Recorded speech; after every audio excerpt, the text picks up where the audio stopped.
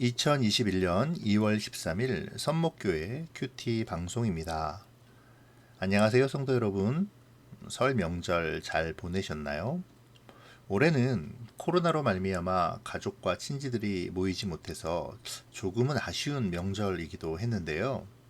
그럼에도 불구하고 하나님의 은혜와 사랑이 함께하는 우리는 기축년 새해에 복되고 소망을 품는 그러한 명절이 되었으리라고 생각합니다. 새해 덕담으로 오늘 묵상을 시작하겠습니다. 성도님들, 올해도 하나님께서 주시는 복 많이 받으시고요. 올해는 작년보다 훨씬 더 특별한 축복의 한 해가 되시기를 축복합니다. 기도하겠습니다. 고마우신 하나님, 설 명절 가운데서도 우리가 말씀 묵상의 시간을 기억하게 해주셔서 감사드립니다. 오늘도 말씀 앞에 서오니 주님 함께하여 주시고 주님이 주시는 지혜와 명철로 오늘도 말씀의 은혜를 누리게 하여 주시옵소서. 감사를 드리며 예수님의 이름으로 기도합니다. 아멘. 오늘 우리가 묵상할 말씀은 나훔서 3장 1절에서 7절까지의 말씀입니다. 화 있을진저 피의 성이여, 그 안에는 거짓이 가득하고 포악이 가득하며 탈취가 떠나지 아니하는도다. 휙휙하는 채찍 소리, 윙윙하는 병거 바퀴 소리, 뛰는 말, 달리는 병거, 충돌하는 기병, 번쩍이는 칼, 번개 같은 창, 죽임당한 자의 때, 죽음의 큰 무더기, 무수한 시체여 사람이 그 시체에 걸려 넘어지니, 이는 마술에 능숙한 미모의 음녀가 많은 음행을 함이라. 그가 그의 음행으로 여러 나라를 미혹하고 그의 마술로 여러 족속을 미혹하느니라. 보라, 내가 네게 말하노니 만군의 여호와의 말씀에 내 치마를 걷어올려 내 얼굴에 이르게 하고 내 벌거벗은 것을 나라들에게 보이며 내 부끄러운 것을 민족들에게 보일 것이요, 내가 또 가증하고 더러운 것들을 내 위에 던져 능욕하여 너를 구경거리가 되게 하리니, 그때에 너를 보는 자가 다 내게서 도망하며 이르기를 니느웨가 황폐하였도다. 누가 그것을 위하여 애곡하며 내가 어디서 너를 위로할 자를 구하리요 하리라. 아멘. 오늘 본문은 저주의 감탄사인 화 있을진저라는 말로 시작합니다. 이것은 물론 악한 니느웨를 향한 선언이죠. 니느웨 사람들이 얼마나 악한지 그 다음에 선지자가 숨가쁘게 나열하는 니느웨의 상태에 걸맞은 용어들에게서도 잘 나타나는데요. 나훔 선지자는 니느웨를 많은 약탈과 살인으로 인해 피로 물든 성이고 속임수와 거짓말이 가득하며 포악이 넘쳐나는 약탈의 도시로 표현합니다. 그만큼 아수르라는 나라와 그 중심 도시 니느웨 사람들의 악함이 극에 달한 상태라는 것이죠. 이어지는 2절과 3절은 아수르가 심판을 받아 공격을 당하는 모습으로 해석할 수도 있고, 반대로 아수르가 다른 나라들을 공격하는 모습으로 해석할 수도 있는데요. 저는 나훔 선지자가 아수르의 악을 드러내는 모습으로, 드러내는 묘사로 생각을 합니다. 1절에서 니느웨 사람들의 악함을 고발한 나훔 선지자는 계속해서 그들의 포악과 광포를 굉장히 입체적으로 묘사하는데요.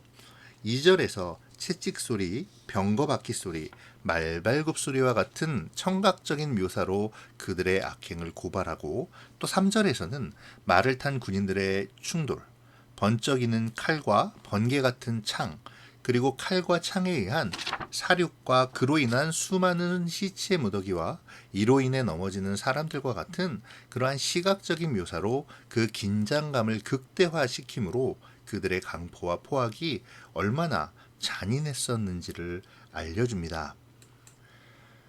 나훔 선지자가 말하는 피해 도성의 잔인함은 이미 고고학적으로 많이 밝혀졌는데요. 고고학 자료에 따르면 니느웨에 있는 산헤림의 궁전에서 발견된 양각 부조에는 포로를 땅바닥에 꼼짝하지 못하게 한 뒤에 혀를 뽑아내는 장면이 묘사되어 있다고 합니다. 또한 여러 비문에는 갈고리로 포로들의 코나 입술을 뚫은 다음 줄로 연결하여 끌고 간 사실이 자랑스럽게 기술되어 있다고도 하네요. 점령한 왕들의 머리를 잘라서 만든 그 흉측한 목걸이를 포로가 된 관리들의 목에 걸기도 하는 그러한 잔인함을 또 보여주기도 합니다. 아시리아 학자인 아치볼드 헨리 세이스라는 분은 아수르인들이 도시를 점령한 후에 저지른 끔찍한 행위를 이렇게 말해줍니다. 정복자들이 지나간 길에는 어김없이 사람의 머리가 수북히 쌓여 있었다. 아시리아인들은 어린아이들을 산채로 불태웠을 뿐 아니라 그들에게 훨씬 잔인한 행동도 서슴지 않았다.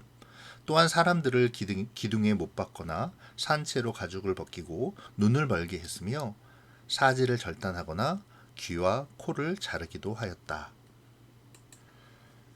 그렇게 강포와 흉폭을 부리는 아수르에 대한 하나님의 평가를 나훔은 이어지는 4절에서 밝히는데요. 기생이 음행으로 열국을 유혹하듯이 마술로 사람을 미혹하듯이 자신들의 야욕을 성취하기 위해 수단 방법을 가리지 않는 이 비열하고 비도덕적이며 거짓된 존재라는 것이죠. 실제로 그들은 우방이 되어 돕겠다고 약속하고서도 압제와 멍해를 지음으로 나라들을 속박하였습니다. 음행이라고 번역된 히브리어 제누네라는 단어는 이 음행을 포함하여 더러움과 반역이라는 의미를 가지고 있는데요. 이 말은 곧 그들의 정체가 무엇인지를 잘 알려주는 것이죠. 그들은 하나님을 우상숭배와 더러운 것으로 행음하며 하나님을 반역한 존재들입니다. 압달락 1절에서 4절이 니느웨가 무슨 악을 행했는지를 고소하는 형식이라면 이제 5절에서 7절까지의 뒷단락은 고소당한 니느웨에게 임할 형벌에 대한 선고의 형식을 취하고 있습니다. 니느웨는 만군의 여호와 하나님을 대적하는 삶을 살았습니다. 그래서 선고의 첫 마디는 보라 만군의 여호와가 너희의 대적이 되신다라는 확신과 강조에 찬 선언으로 시작을 하지요. 그리고 이어서 하나님을 대적으로 삼는 자에게 닥칠 재앙적인 삶의 현장에 대한 진술을 기록합니다. 2절과 3절에서 청각적이고 시각적인 묘사로 아수르의 흉폭함과 강포함을 고발했던 나훔 선지자는 이제 5절에서 당시 전쟁을 빗대어 아수르의 패망과 비참함을 생생히 예언합니다. 음행하는 음녀였던 아수르는 치마가 걷어 올려질 것이며 벌거벗은 것을 나라들에게 보여질 것입니다. 고대에서는 전쟁에서 승리한 나라가 패전한 나라 사람들에게 극도의 수치심을 느끼게 하기 위해서 벌거벗겨 치부를 드러내는 일이 있었다고 합니다. 아마도 나훔 선지자는 여기에 빗대어 그들이 비참하게 패망하고 심판받을 것을 강조하는 듯 보입니다. 그러므로 아수르가 받을 심판은 한마디로 수치와 능욕, 황폐함과 죽음입니다. 3장의 마지막 말씀대로 한다면 애도와 위로는 고사하고 그들의 멸망과 죽음의 소식을 듣는 사람들이 하늘이 떠나갈 듯이 손뼉을 치며 환호하는 죽음인 것이죠. 결국 철저한 심판인 것입니다. 아무도 슬퍼해주지 않고 어디에서도 위로해줄 자를 찾을 수 없습니다. 그들은 그들이 행한 죄과를 마땅히 보응받을 것입니다. 그리고 하나님은 그 죄가에 따른 심판을 반드시 내리심으로 악을 벌하시고 그의 사랑하는 백성들을 건지실 것입니다. 자, 오늘 말씀을 묵상해 보죠. 먼저 1절부터 4절까지 나오는 이 아수르에 대한 나훔의 고발을 묵상해 보도록 하겠습니다. 본문 1절에서 4절은 니느웨의 제목들에 대한 폭로이자 그들을 재판장이신 하나님 앞에 고발하는 고소장이라고 할 수 있죠. 우리는 이 본문으로 자신의 야망을 성취하기 위해서 수단과 방법을 가리지 않는 삶의 철학을 갖고 사는 것이 필연적으로 악한 행위들을 서슴지 않고 행하는 결과를 초래하고 그리고 결국 그것은 하나님의 심판을 가져오게 됨을 바라봅니다. 다양한 행동으로 구체화된 아수르의 죄의 본질, 그 본질은 무엇일까요? 무엇 때문에 그들은 그렇게 잔인하고 강포하며 흉폭하게 되었을까요? 그것은 다름이 아닌 하나님을 무시하는 교만에서 출발하였습니다. 그리고 그 교만은 하나님을 거슬러 대적하는 일에까지 이르게 하지요. 오늘날 우리에게 한번 적용해 봅시다. 나는 어떤 삶의 철학을 가지고 살아가고 있습니까? 나의 욕망을 실현시키기 위해 어떤 수단도, 어떤 방법도 괜찮습니까? 나의 야망이 실현된다면 하나님 없이도, 하나님을 무시하는 삶도 괜찮습니까? 나의 목표를 향한 지금의 삶은 어떠한지요? 죄의 본질은 교만입니다. 교만은 하나님의 자리에 나를 세우는 것이죠. 나의 중심에는 누가 자리하고 있을까요? 하나님이십니까? 아니면 헛된 욕망에 사로잡혀 있는 나입니까? 내 삶이 악하지 않도록 기도했으면 좋겠습니다. 나의 중심에 여호와 하나님이 계시기를 소망해야 합니다. 겸손히 하나님의 인도하심을 따르기를 결단하며 기도하는 우리가 되기를 바랍니다. 또한 4절의 미혹을 좀 생각해 보면 좋을 것 같아요. 세계 최강대국의 수도 니느웨는 주변 약소국들에게는 동경의 대상이었을 것입니다. 선지자는 이러한 니느웨를 가리켜 마술에 능숙한 미모의 음료라고 말하죠. 정작 내면은 거짓과 죄악으로 가득 차서 썩어가고 있지만 성공과 화려함이라는 허울을 내세워 사람들로 하여금 끊임없이 허탄한 신화를 쫓아가도록 미혹하고 있기 때문인데요. 이러한 것들을 보면서 나를 좀 돌아보면 좋을 것 같네요. 나는 성공과 화려함을 쫓아서 내 스스로의 미혹의 자리에 앉아있지는 않습니까? 성공을 위해서 나는 수단과 방법을 가리지 않는 아스트로와 같은 모습을 띠고 있지는 않습니까? 미혹의 자리에 서기 좋아하며 하나님의 인도하심을 무시하고 내가 하나님의 자리에 서서 나의 헛된 욕망을 위해 살아간다면 나는 어느새 강포와 흉폭과 음행의 한가운데에서 하나님의 심판대 앞에 서게 될지도 모르겠습니다. 세상의 화려함을 바라보고 미혹당하여 세상을 쫓지 않도록 기도합시다. 두 번째로 아수르의 심판당함에 대하여 묵상하면 좋겠습니다. 하나님은 결코 악을 그냥 두시지 않으십니다. 반드시 악을 심판하시죠. 오늘 5절에서 7절 말씀은 그와 같은 말씀입니다. 이 단락만으로도 우리는 하나님을 대적하는 삶을 사는 것이 얼마나 무서운 결과를 낳는지 알 수 있습니다. 아수르는 그들의 영원할 것 같은 능력과 힘을 잃어버리게 되겠죠. 가짜는 힘으로 세상의 주관자이신 하나님을 대적하고 다른 민족들까지 미혹했었던 그들에게 임할 심판은 혹독할 것입니다. 그들은 치부가 노출되어 부끄러움을 당할 것이고 황폐케 될 것이죠. 그들이 행한 그대로 하나님은 그들에게 심판하실 것입니다. 우리를 좀 돌아봅시다. 우리는 우리에게 주어진 하나님의 은혜를 나의 능력으로 착각한 적은 없습니까? 다른 사람보다 우위에 있다고 생각해서 다른 사람을 업신여기고 무시하며 힘들게 하지는 않았나요?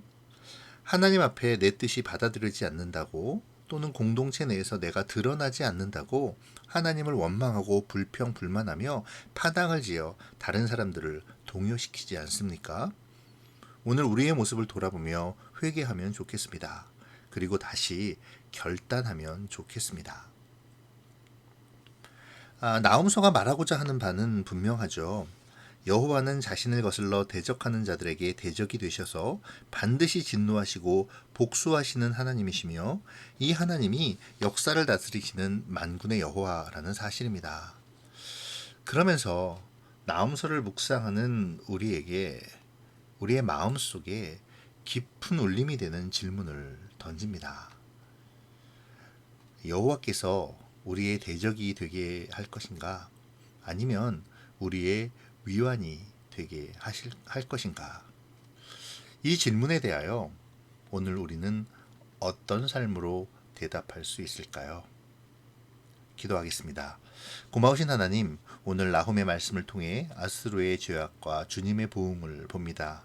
그들의 강포와 흉폭이 자신의 욕망을 따라 사는 삶 속에 드러나는 현상임을 묵상합니다. 그들이 하나님을 인정하지 않고 오히려 하나님을 대적하는 음료와 같은 삶을 살며 심지어 다른 민족까지도 미혹하는 죄를 보며 나를 돌아봅니다. 하나님, 나의 삶을 인도해 주시옵소서.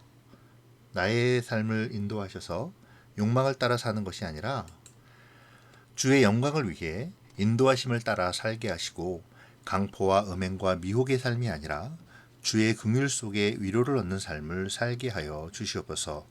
오늘도 주의 위로 가운데 살기를 원하오며 예수님의 이름으로 기도합니다. 아멘.